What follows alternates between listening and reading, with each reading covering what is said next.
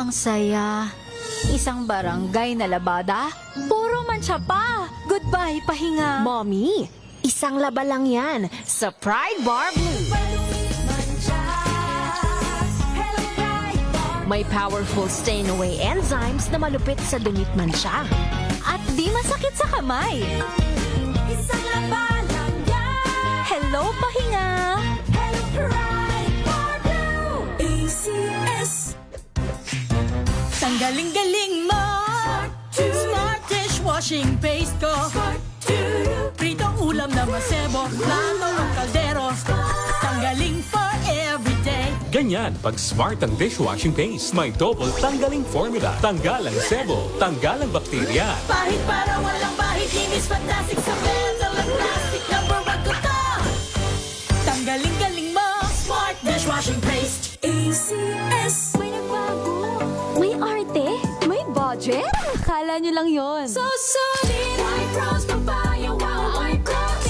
White rose papaya. Wow, white rose. White rose papaya. May glow up with a white rose papaya. White rose papaya. May puti power times 2 kasi may papaya at niacinamide. May shea butter and tea tree oil pa. Kutis sulit ang glow up. Glow up with a white rose papaya. White rose papaya. Kutis sulit ang glow up. ACS. Sa lahat ng bagay, simula pa lang, siguraduhing max protection na. Kasi pag kulang ang proteksyon, baka madaling masira. Sa ngipin, dapat may max protection din. Max sa alaga ng unique toothpaste. With Max Protect Formula, help stop cavities before they start, while keeping breath fresh. Try unique maximum fluoride protection. Para max alaga, max protektado. ACS.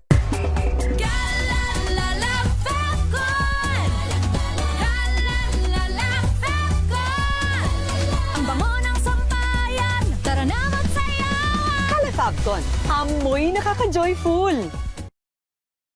MX3, dito ko bilib.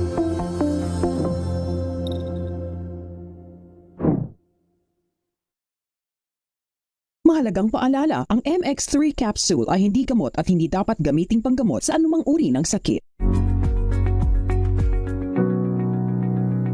This portion is brought to you by ACS Manufacturing Corporation, ISO certified, maker of world-class quality Pride detergent. Sa paglipas ng panahon, kasabay nito ang patuloy na ebolusyon ng teknolohiya at isa sa itunuturing na pinakamalaking breakthrough dito ay ang paglaganap ng Artificial Intelligence o AI. Ngunit dahil sa kakayahan nitong tapatan o lamangan ang mga tao sa maraming bagay, marami ang kumakalat na mga haka-haka tungkol sa tunay na kapasidad nito. Bagay na pinasinungalingan ni Bernard Marr, isang world-renowned futurist. Una, ang AI raw ay matalino, patas at walang bias. Ayon kay Marr, ang katalinuhan ay katangiang likas sa mga buhay na nilalang at ang kakayahan ng AI na makapag-produce ng mga output tulad ng tao ay nakabatay pa rin sa algorithm na gawa rin ng tao. Ito ang dahilan kung bakit hindi masasabi na walang kinikilingan ang AI.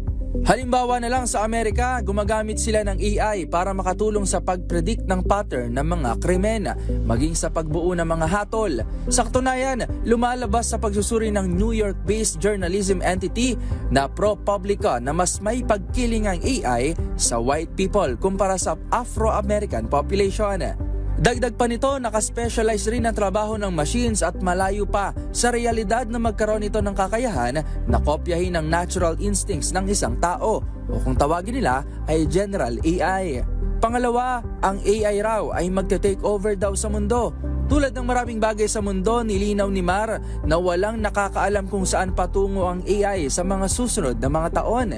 Gayunpaman, katulad ng iba pang social structures at constructs na mayroon tayo ngayon, nakadepende pa rin sa atin ang pagre-regulate nito. Bilang mga tao, nakikita natin ang benepisyo ng AI sa buhay natin at hawak natin ang responsibilidad na patuloy itong pagyamanin para sa ikabubuti ng lipunan at pigilan ang pang-aabuso rito. This portion is brought to you by ACS Manufacturing Corporation, ISO certified, maker of world-class quality Pride detergent.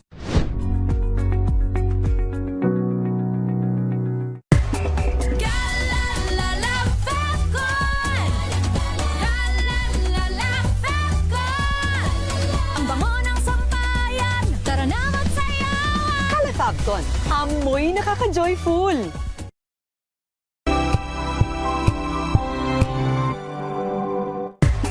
Galalala Falcon!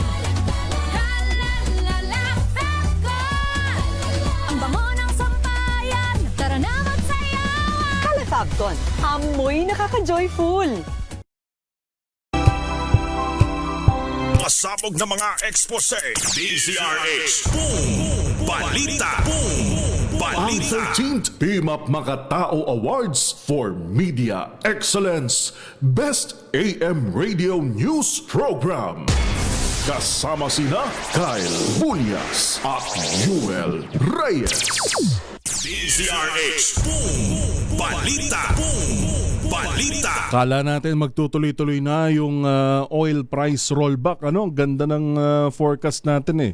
Alam niyo ho ba, sa pag nag-ikot-ikot kayo, lalo na dun sa mga lingguhang nagpapagasolina, parang Jeric, kitang-kita mo, mula 80 kada litro, 85, ganun naglalaro dati. Nung pumasok na tong kasunduan ng US at Iran, ay umabot na sa, ngayon may makikita kang 70. Meron pa nga 68 kada litro sa diesel ho yan. Bumaba na talaga.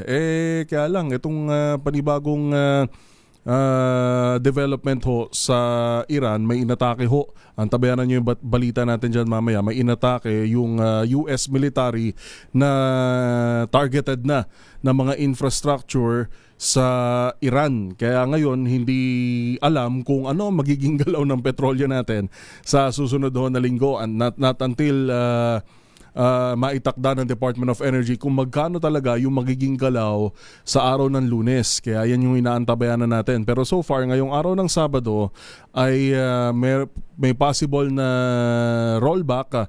Pero maliit lang, napakatiting lang ho. Baka nga hindi pa maramdaman eh. Rollback o di kaya naman ay mag-oil price hike ng higit sa piso. Yun ho ang development natin ngayon. Kaya antabayanan natin kung ano magiging final oil price adjustment na itatakda naman ng DOE sa araw ng Lunes. Boom! Balita! Boom! Balita! Magandang hapon kay Henry Dolohan, sa mga nakatutok sa atin, kay Osias Cornel, Augusto 5, Tristan Gulay, Margarita Guevara. Happy weekend ho. Kamusta ho kayo? Sana ay nakaka-survive tayo sa araw-araw kahit pa napakataas ng presyo ng bilihin. Ma'am Teresita Atienza, kamusta ho? Sa laging maraming salamat at sa laging pagtutok sa atin. Gayon din kay Beth Gray. Boom! Balita! Boom! Balita! Balik-balita na ho tayo, ating alamin ang update sa nangyaring engkwentro o shootout dyan ho sa NLEX kahapon. Yun hong 3 sospek ay inihahanda na ang mga kasong ihahain laban sa kanila. Patong-patong na kaso ho ito laban sa 3 robbery suspects. Alamin ng detalye mula kay RH23 Edwin Duque. Edwin. Alright, babalikan natin ang report niya ni Edwin Duque. Samantala, Bureau of Customs magpupulong kasama ang ilang ahensya at stakeholders ukol sa e-waste shipments sa Subic. RH9, Tina Nolasco sa detalye. Tina. Magpapatawag ng isang malawakang pagpupulong ang Bureau of Customs o BOC kasama ang iba't ibang ahensya ng pamahalaan at mga grupong pangkalikasan. Layunin nito na magkaroon ng nagkakaisang aksyon kaugnay ng issue ng mga hinihinalang electronic waste o e-waste sa shipments sa Subic, Zambales. Kasunod ito ng mga panawagan mula sa mga environmental protection groups na agarang aksyonan ng nasabing issue. Ayon kay Customs Commissioner Ariel Nepomuceno, layo ng pagpupulong na mas maunawaan ang sitwasyon, linawin ang papel at responsibilidad ng bawat ahensya ng gobyerno, tiyakin na sinusunod ang mga umiiral na batas at makahanap ng mga praktikal at legal na solusyon. Kabilang sa mga inanyayahan sa pagpupulong ang Office of the Solicitor General, DENR, Philippine Economic Zone Authority, Department of Foreign Affairs, Department of Justice, Subic Bay Metropolitan Authority at mga grupong pangkalikasan tulad ng Basel Action Network, Sustainable Electronics, Recycling International at Eco-Waste Coalition. Sa kasalukuyan, patuloy na tinututukan ng BOC ang mga legal na hakbang ukol sa nasabing usapin. Ito si RH9 Tina Nolasco para sa DZRH, una sa Pilipinas, una sa Pilipino. balita. Maraming salamat RH9 Tina Nolasco. Samantala, patong-patong na kaso laban sa 3 robbery suspects na nahuli matapos ang shootout sa Bukawi Toll Plaza ng NLEX. Inihahanda na ng PNP. Detalye mula kay RH23 Edwin Duque. Edwin. Well, bago yan ay nangalana na ng Bulacan Police at pagtuga na arresto sa hapon at North Quezon Expressway sa Bulacan. Matapos ang masusunod ay hindi ko kaya Director Model Cable Bayan. Minalang nila yung mga susunod at pagdoon at Torres. PS Old na pagdahan ng Salvador at Jeroma Rosa na nagpagpagpag ng Sal habang itong Raymond Piado naman driver na nagbarangay sa Dupalitis sa City. Ang tatlo ay sasampahan na.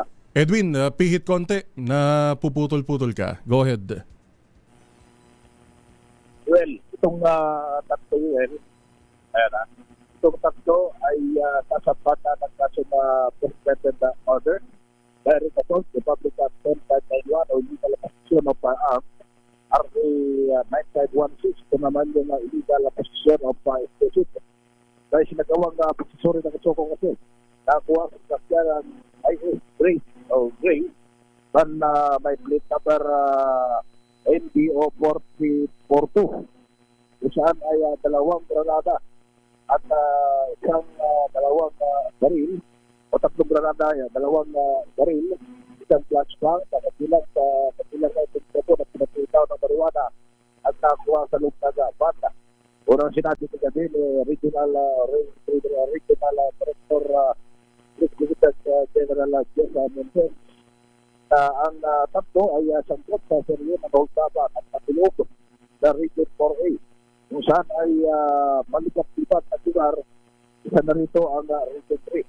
Kamakailan ay sangkot at tatlo sa Matulog sa isang store sa Victoria Tarlac at mag-alang Pampanga kaya nagtulong-tulong na itong Tarlac PNP, Pampanga PNP at ang Bulacan PNP kung saan ay nasabat sa Bulacan at dito nga sa may Bukawi Tollgate hanggang sila ay masakot matapos ang palit na pitok at matapos yun ay may sukutan kaya dinala na sila doon sa Bigabeba Hospital sa Bukawi at itong kaso nga ay pinatrabaho na mga pagkakitan at ibabang nagdadalitsya para madiit sa kasong kinakatambutan. Responde 32 kinagulat sa Pizarro sa Pilipinas, una sa Pilipinas. Maraming salamat RH23 Edwin Duque. Balita. Metro Manila ngayon.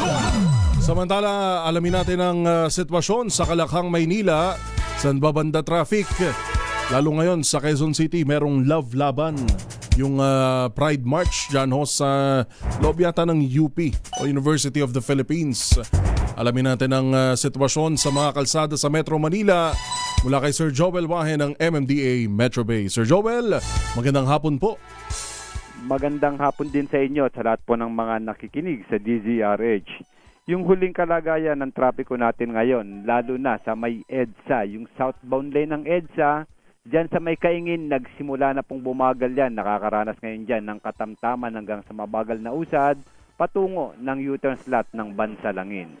Maluwag naman yung West Avenue, patungo ng Quezon Avenue, hanggang sa may Scout Borromeo. Pero pagdating ng Timog Avenue, muli pong mararanasan yung katamtaman hanggang sa mabagal na usad, patungo naman ng Santolan. Maluwag sa may Annapolis, patungo ng Connecticut. Pagsapit niya sa may Ortigas o bago palang umakyat ng Ortigas flyover, muli pong makakaranas ng pagbabagal, patungo na ng Shaw Boulevard. Luluwag naman yan pag nakatawid sa intersection ng Shaw Boulevard, patungo ng Boni, patungo ng Guadalupe. Maluwag din dito sa may Estrella hanggang sa may Buendia.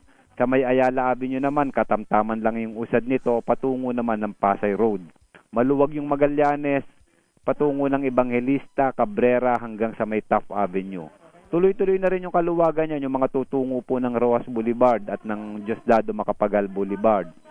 Sa kabilang panig naman ng EDSA, yung northbound lane, bahagyang bumabagal sa FB Harrison hanggang sa may Taft Avenue. Muling luluwag sa may tramo patungo ng Magallanes. Pero pagdating ng Pasay Road, moderate traffic hanggang sa may Buendia. Light traffic naman sa may Kalayaan Avenue patungo ng Guadalupe. Pero yung after ng Guadalupe Bridge, dyan po nakakaranas dyan ng katamtaman hanggang sa Mabagal, hanggang sa may Julia Vargas. Maluwag sa may Ortigas, pero pagdating ng White Plains Avenue, muli pong babagal ang usad ng mga sasakyan hanggang sa intersection ng Aurora Boulevard. Maluwag sa may Camyas Road, hanggang dyan sa may Nia Road. Pero pagdating ng Quezon Avenue, katamtaman hanggang sa mabagal na din yan, patungo naman sa U-turn slot sa may North EDSA. Maluwag sa Congressional, patungo ng Oliveros, hanggang makarating ng Balintawak. Yung Quezon Avenue natin, mabagal po yung nararanasan dyan, yung magmula dyan sa may Timog Avenue, patungo ng Elliptical Road, hanggang dyan po sa may Pilcoa, hanggang dyan po sa may UP. Sa kabilang panig naman yan, wala naman tayo nakikitang anumang pagbabagal. Yan po muna yung maibibigay kong ulat trapiko magmula rito sa tanggapan ng MMDA Metro Base. Joel Wahe nag-uulat. Maraming salamat po, Sir Joel Wahe ng MMDA Metro Base. Metro Manila ngayon. Nagpapagang mga balita at sumasabog na mga ekspose. DZRH Boom Balita. Boom Balita. Alas 5:39. Ang oras na yan ay hatid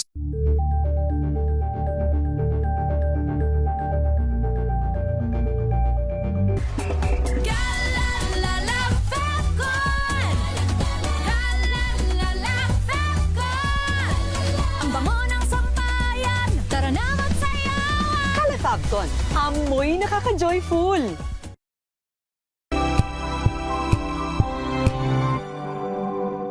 Hello, Washi! Laundry day na naman! Yay! Anong meron? Mancha ng chocolate, putik, may libag pa! Kaya natin yan! With Pride Washing Machine Detergent, may triple stain-away formula. Tanggal ang makapit, madikit, at malupit na dumit-mancha. Kaya easy-easy ang labada. Mula noon hanggang ngayon! All you need is pride. All you need is pride. ACS. Maulan man, no worries na amoy kulob ang damit. Charm Fabcon, bangong pumakabloom, tanggal amoy kulob sa bango ng charm. Kaya gamit ko, Charm Fabcon with Bloom Fresh technology kills 99.9% of kulob-causing bacteria. May aroma burst pa of thousands of flowers and berries. Ang sampay sa loob, no amoy kulob. Bangong pumakabloom sa charm. Charm Fabcon. ACS. Tinesting, sinuri, siniyasan. Ang resulta, super effective ang Shield sa pagpatay ng bakterya at virus. Shield Antibacterial Soap. Believe ang mga eksperto sa Philippine Nurses Association. At si Mami. Tiwala ako sa Shield. Shield Antibacterial Soap. Napatunayang mabisa. Ang mga nurse, tiwala. ACS.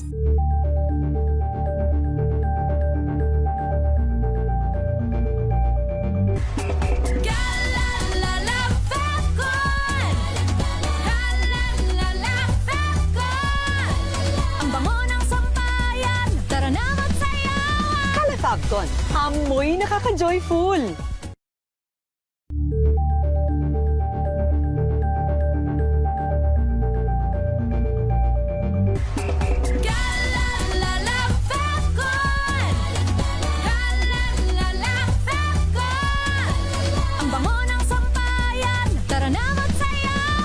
Fabcon, amoy nakaka-joyful.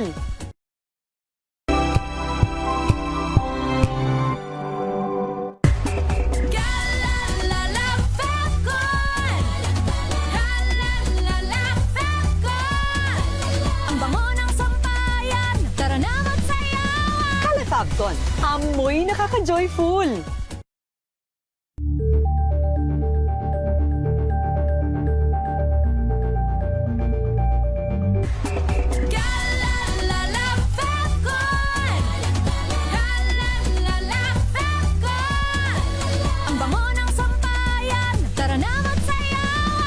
Fabcon, amoy nakaka-joyful.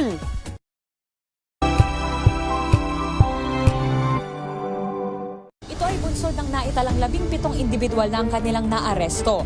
Ng Metro Manila Development Authority o MMDA ang No Contact Apprehension Policy o NCAP sa Metro Manila. Sa ang ilang mga dokumento ay peke. Hindi rin legal ang employment na ipinangako sa kanila. Sa mata ng batas, mananagot ang sangkot at may sala. Dahil sa bawat paglabag, may karampatang parusa. Alamin ang mga pananagutan sa likod ng mga bawal. Dito sa Hoy! Bawal Yan! Tuwing Sabado, alas 11:30 ng umaga. Dito lang sa DZRH TV.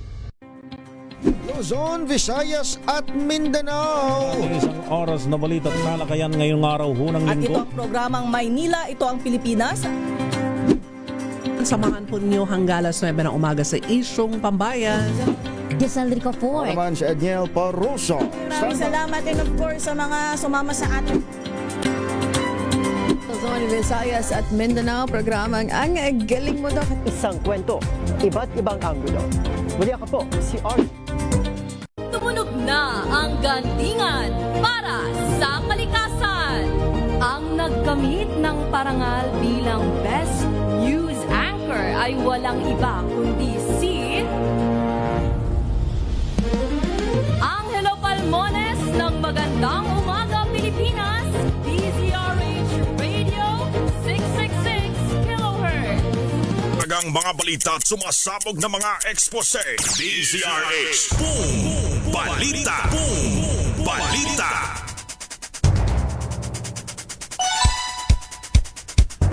Balik-balita ho tayo, 15 minuto bago mag-alas 6 ng gabi. Nagbabala si dating Defense Secretary Norberto Gonzales na natatalo na ang Pilipinas sa anyay information war laban sa China, kaya dapat anya magkaroon muli ng compulsory military service training. Sa isinagawang National Defense College of the Philippines Alumni Association na Annual Defense Forum sa DZRH Special on Saturday, sinabi ni Gonzales na sa aspeto ng pagpapakita ng pagmamahal sa sariling bansa ay natatalo tayo ng China. Ayon sa dating Defense Secretary, may mahigit 20 milyong kabataang Pilipino ang handa para isailalim sa training at maging pakinabang sa ating defense strategy. Ang pakikisa sa laban para sa teritoryo at soberanya sa pamamagitan ng military service ay isa sa magandang halimbawa ng pagpapakita ng pagmamahal sa bayan. Tayong may pinakamaraming kabataan na pwedeng sanayin at i-integrate sa ating defense strategy. Kailangan natin, palagay ko, over the next 5 years, which is I think nakalipas na yung taon dyan. I think we need compulsory military service soon. Kasi ang ipapakita lang naman, ang yaman lang natin, ang lakas lang natin, sinasabi ko pati sa text, ating taong bayan.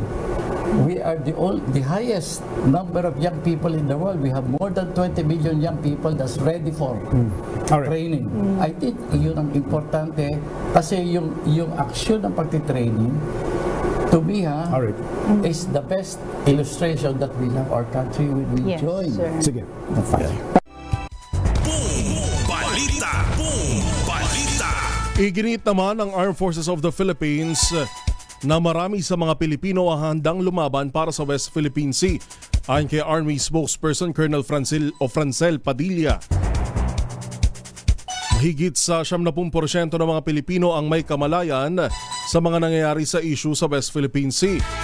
Malaking tulong anya ang patuloy na pagpapamulat sa mga kabataan sa katotohanan gaya ng ating lehitimong pag-angkin sa West Philippine Sea dahil sa United Nations Conventions on the Law of the Sea o UNCLOS. And the survey shows that 83% of our kababayans are willing to fight with the AFP for the West, willing to fight. And 83%, yun nga sir, 8 out of 10 Filipinos trust the AFP and 7 out of 10 Filipinos are willing to fight with the AFP. And ngayon sir, nasa 90% na din po yung well aware of the West Philippine Sea issue as opposed to previous years. Balita! Boom! Balita! 12 minuto bago mag-alas 6 ng gabi, nagsagawa ng voting simulation exercise ang Commission on Elections bilang paghahanda sa Bangsamoro Parliamentary Elections sa September 14. Isinagawa ang mock election sa Cotabato City upang masuri ang kahandaan ng election personnel, voting procedures at election systems. Ayon kay COMELEC Chairman Attorney George Erwin Garcia, layon din ng mock voting na matiyak ang seguridad at tamang koordinasyon sa kauna-unahang BARM elections.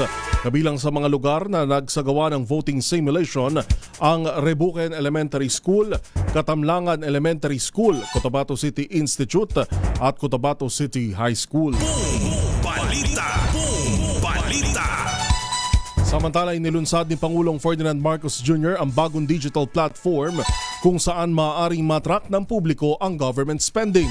Sa pamamagitan ng Centralized Open Monitoring for Appropriation and Spending Statistics ng DBM o DBM Compass, maaaring ma-monitor ng publiko kung saan napupunta ang pondo ng taong bayan. Ayon kay PBBM, sa tulong ng DBM Compass, pagsasama-samahin na ang lahat ng mga impormasyon tungkol sa National Expenditure Program at General Appropriations Act sa isang researchable at user-friendly portal. Git ng Pangulo, layo ng hakbang na ito na gawing mas transparent at mas maiintindihan ng publiko kung saan at paano ginastos ang pera ng taong bayan. Balita! Balita! Nagbabagang mga balita at sumasabog ng mga ekspose. DZRH. Balita! Balita! 10 minuto bago mag-alas 6 ng gabi, babalikan natin ang ilan pang mga balita. Inyo pa rin pong nakakasama. Ito po si Yuel Reyes. Balita! Balita!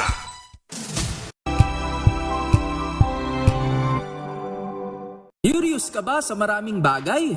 Kami na ang bahala dyan.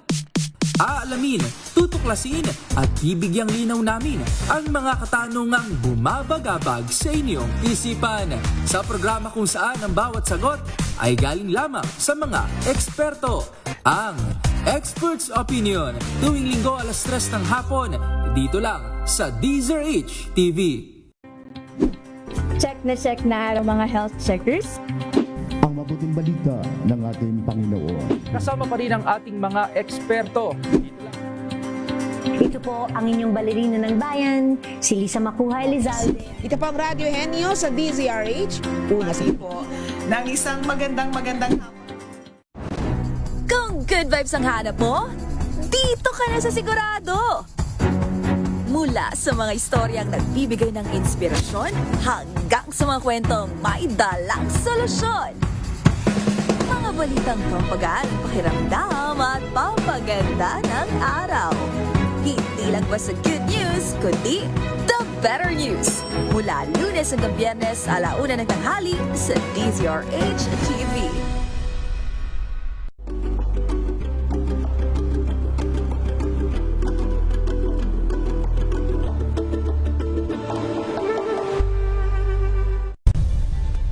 Nagsimula sa pangarap hanggang sa maabot ang tagumpay.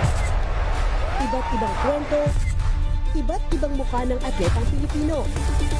Mas pinatindi, mas pinalakas, at mas pinaaksyon sa Match Point tuwing Sabado, 12:30 ng tanghali sa DZRH TV.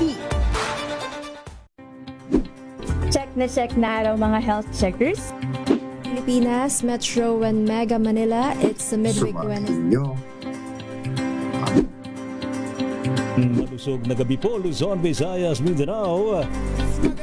Magandang evening, Luzon, Visayas at Mindanao. Salamat sa inyong pagpaminaw, pagtanaw. Tuloy-tuloy ang pagtulong, tuloy-tuloy ang pagseserbisyo at tuloy-tuloy ang balitaan kasama si May Binauhan sa Operation Tulong mula Lunes hanggang Biyernes.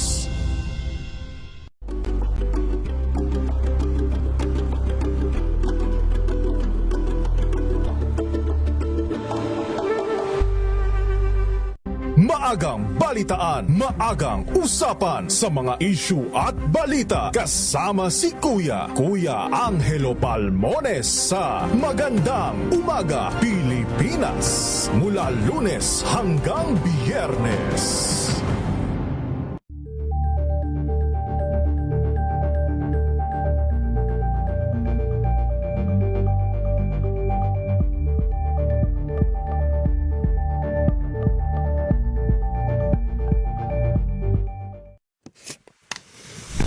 Duterte is present in this meeting today, in this hearing today.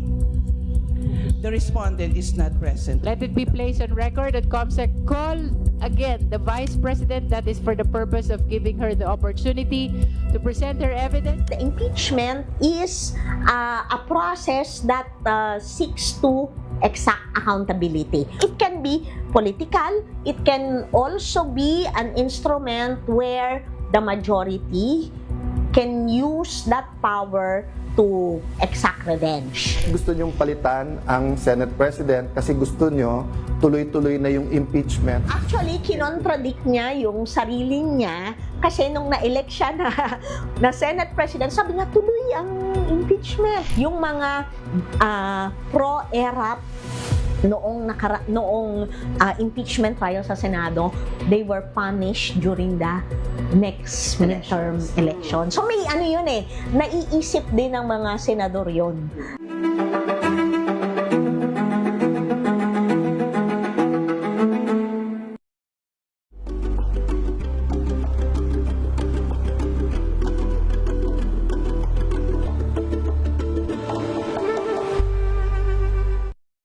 Mga balitang gigising sa inyong umaga. Mga balitang kailangan mong malaman. Mapapakinggan sa ACS Balita sa 2x2. Kasama sina Anthony Taberna at Jerry Baha.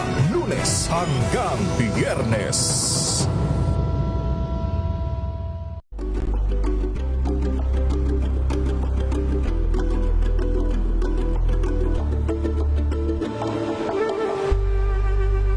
Alamin ang mga maiinit na isyung pambayan, mga balitang kailangan mong malaman, usapin sa pamahalaan, politika, ekonomiya at kabuhayan. Ito ang mga dapat mong malaman, pakialaman at balita.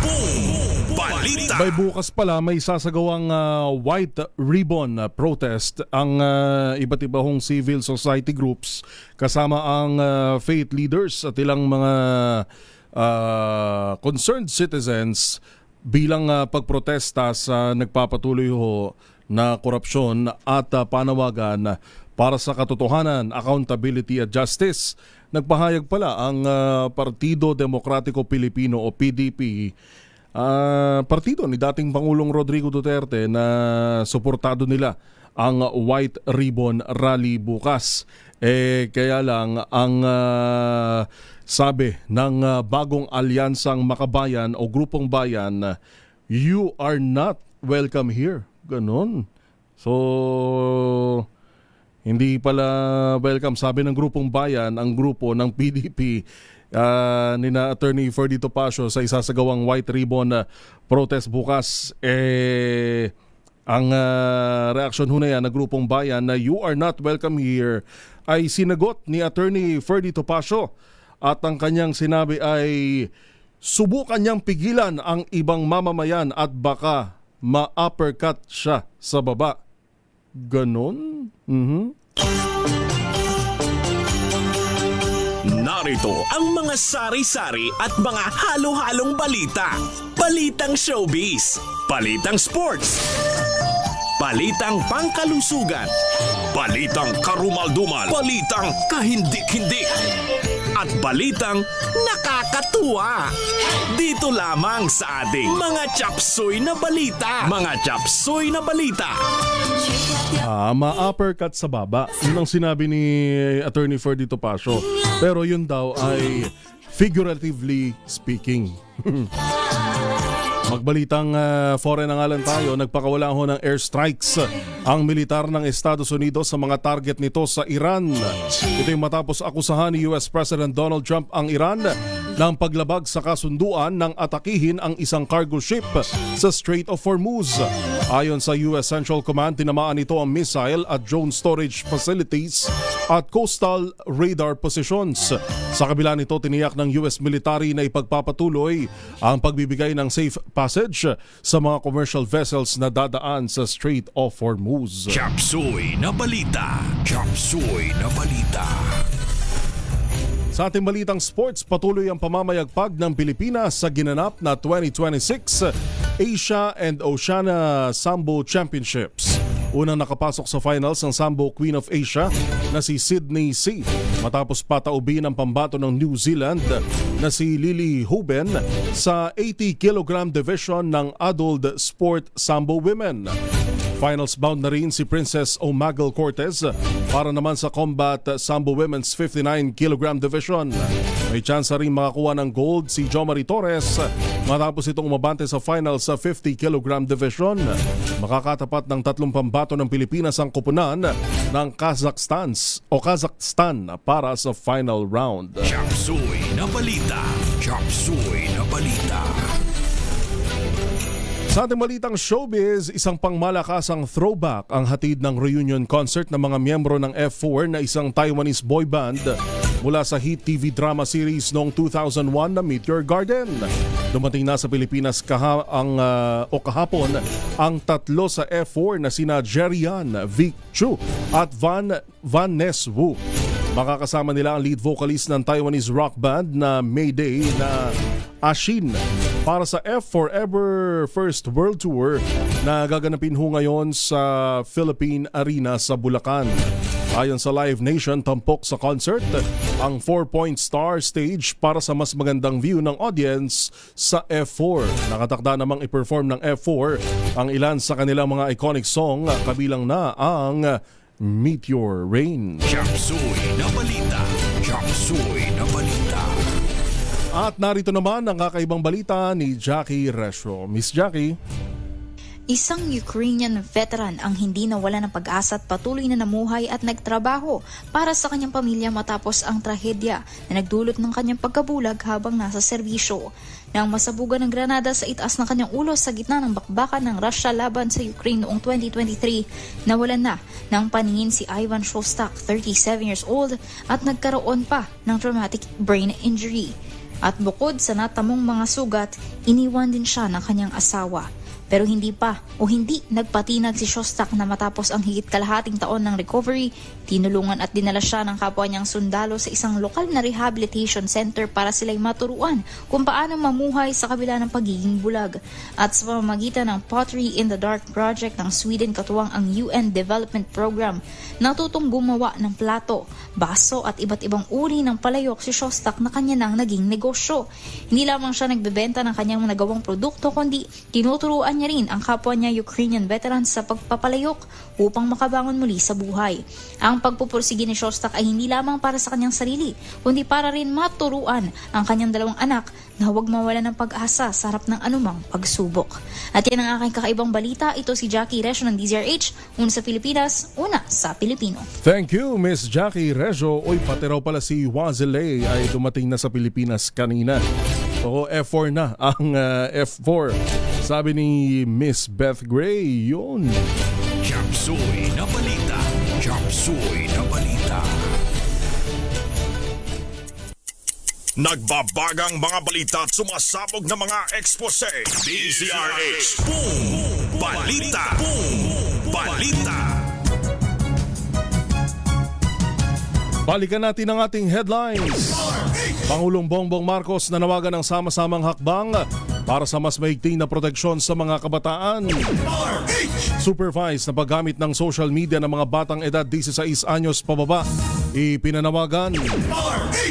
Paninindak at pagbunot ng baril ng lalaking nagpakilalang general, iniimbestigahan na. Operasyon ng EV Taxi suspendido matapos makisali sa robbery prank ng dalawang vlogger. Ikalawang bugso ng taasingil sa toll ng SLEX Star Tollway aarangkada sa Hulyo 1. Ilang kalsada pansamantalang isasara para sa White Ribbon Protest sa Quezon City. At Ateneo player na si Divine Adili nailibing na sa Nigeria.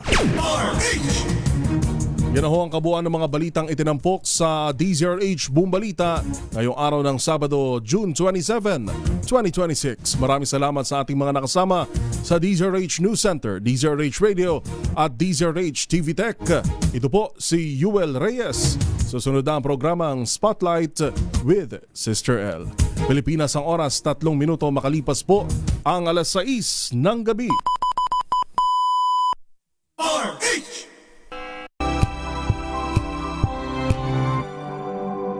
Wow, ang saya. Isang barangay na labada, puro mancha pa. Goodbye, pahinga. Mommy, isang laba lang yan sa Pride Bar Blue.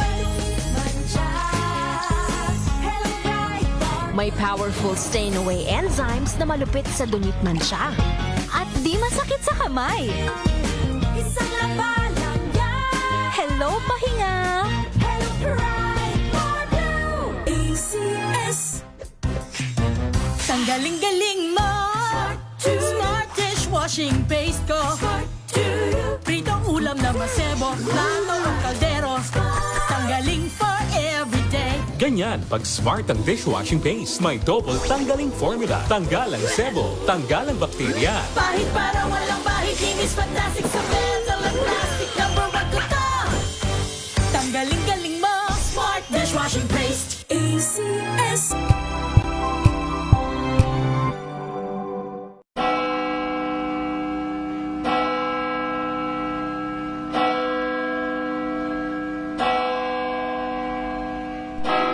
Ang anghel ng Panginoon ay nagbalita kay Santa Maria.